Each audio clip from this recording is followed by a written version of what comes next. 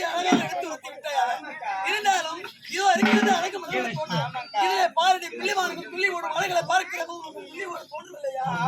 மயில்கள் தோக விரித்தால் மலைகளை பார்க்கிற போது உங்களுக்கு தோக விரித்தால் அக்கா சொல்ல துடிக்குது மனசு. ஆனா வேண்டாம் வேண்டாம் தடுக்குதுக்கா வைக்கும். இந்த கருவண்டு கூட்டத்தை பாத்தீங்களா? கருவண்டு கூட்டங்களா பார்த்தாலே உனக்கு என்ன தோன்றுகிறது? எனக்கா எப்படி தெரியுமா?